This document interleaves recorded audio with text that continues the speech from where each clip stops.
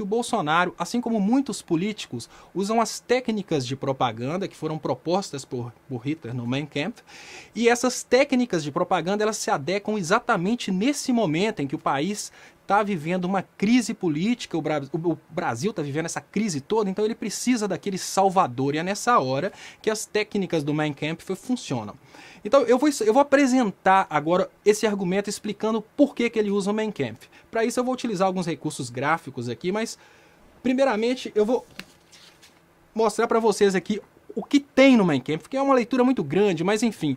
O Hitler fala o nome judeu 314 vezes, o Hitler fala o nome Marx 184 vezes e ele fala de parlamento 124 vezes. O Hitler tem uma técnica da repetição exaustiva de um assunto, de propor exaustivamente uma determinada coisa. Agora eu vou ler algumas coisas para vocês vão achar que é do Olavo de Carvalho, mas não, é do Hitler. Presta atenção. A atual democracia do Ocidente é a precursora do marxismo, que sem ela não seria concebível. Ela oferece um terreno propício no qual consegue-se desenvolver-se a epidemia. Muita gente acha que o Hitler era marxista. Não, o Hitler era completamente anti-marxismo. Isso aqui é do livro dele. Olha que interessante. Assim como uma hiena nunca despreza um cadáver, assim também o marxista nunca deixará de ser traidor da pátria. Qualquer que fosse a maneira de resistir, que se escolhesse, a condição indispensável seria livrar primeiro o nosso povo do veneno marxista.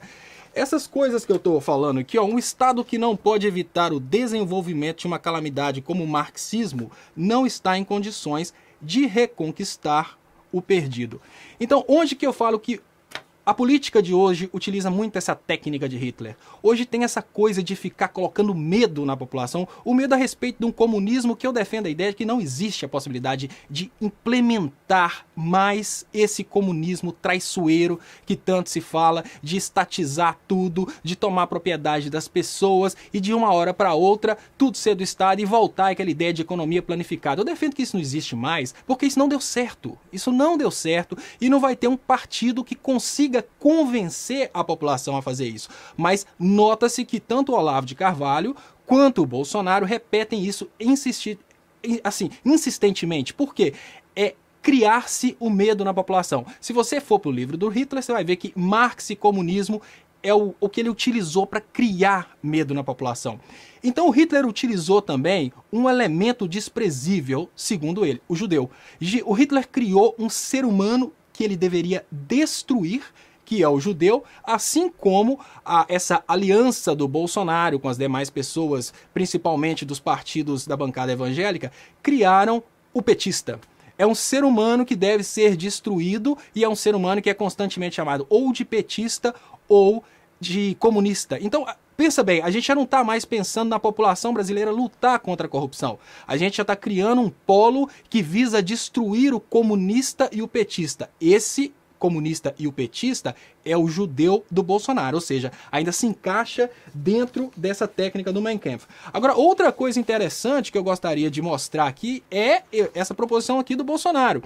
O governo, contudo, não pode ser responsável por coisa alguma desde que o julgamento final não está nas suas mãos, mas na maioria dos parlamentares. Isso aqui é uma proposta do Bolsonaro, é uma proposta do Hitler para dissolver o parlamento, e quando a gente vai para o Bolsonaro... Se hoje o presidente da República, você fecharia o Congresso Nacional? Não há a menor dúvida, daria golpe no mesmo dia. No mesmo dia. Não funciona, e tenho certeza que pelo menos 90% da população ia... Então isso é uma segunda coisa, né? Qual que seria a estratégia administrativa do Bolsonaro? É fechar o parlamento. É outra coisa que realmente está no Mein Kampf. Agora, como que funciona a técnica de propaganda que está acontecendo no Brasil hoje? Pouca gente está percebendo essa técnica aqui, também do Hitler. A técnica 90-10%. 10% das pessoas que se acham inteligentes, os pseudo-intelectuais, eles se instruem a partir do Olavo de Carvalho, que é um doutrinador de direita. 90% que são os facilmente manipuláveis, eles se instruem através do Sila Malafaia, que está sempre falando aquelas coisas de família. Eu tenho um comparativo aqui que vai ficar muito fácil de entender essa estratégia do Mein Kampf utilizada hoje em dia pelo Bolsonaro e a aliança desses partidos cristãos dessa extrema direita. Então aqui eu faço uma comparação interessante. Olha, o Hitler, Bolsonaro. Quem que é o judeu do Bolsonaro? É o petista, porque é um inimigo humano eliminável.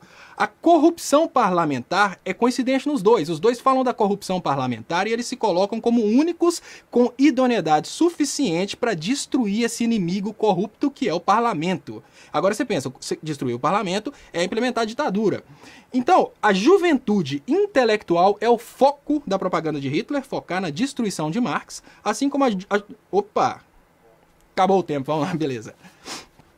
Pois é, Félix, a primeira coisa que a gente tem que concordar é que quando Hitler escreveu Mein Kampf, ele não tinha matado nenhum judeu. Quando Hitler escreveu Mein Kampf, ele estava preso.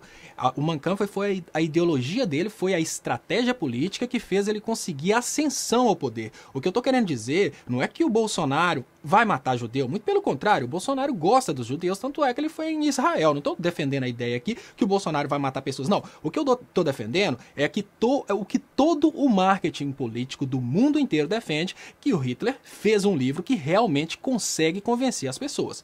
E essa estratégia que ele criou é fantástica, né, para convencer as pessoas. Agora, o que ele fez depois de conseguir o poder realmente foi uma coisa que é criticável. Mas agora só para fechar o raciocínio, gente, olha só isso aqui, que interessante, a parte onde eu parei, né? Enquanto a juventude intelectual forçar na destruição do Marx, a juventude intelectual brasileira do Bolsonaro focar na destruição do comunismo. Agora, a técnica mais interessante é isso aqui muita gente vai se identificar. Se dividiu, né? Os 90% que são as presas fáceis no caso, facilmente convencíveis, corrupção e defesa dos princípios morais. Que é o que o Hitler falava, corrupção e defesa dos princípios morais. Agora olha que coincidência, juventude, que é o 90% da juventude do Bolsonaro, falar repetidamente no kit gay, chamar todos os demais de corruptos. O que eu falo que o Bolsonaro fez, que é muito do Mein Kampf, o país é corrupto, eu sou a solução. Precisamos dissolver o Congresso porque os parlamentares não prestam, eu sou a solução para isso, né? Essa ideia de conseguir os militares. Hoje fala-se em extremismo militar, mas a gente sabe que o extremismo militar ele precisa ser aguçado. Não adianta falar militares vão para a rua, não.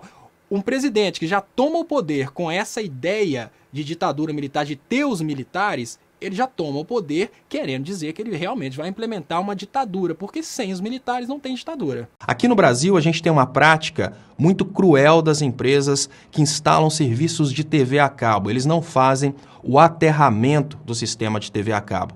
O que isso normalmente tem causado no Brasil é a queima de aparelhos televisores, a queima de aparelhos ligados ao sistema de internet do provedor de internet. Por exemplo, a NET não instala o supressor de surtos que é necessário na entrada do sistema de TV a cabo. Da mesma forma que um raio pode cair e queimar um aparelho eletrônico, imaginem o que pode acontecer se uma criança estiver segurando o fio da TV a cabo exatamente no momento em que o raio cai.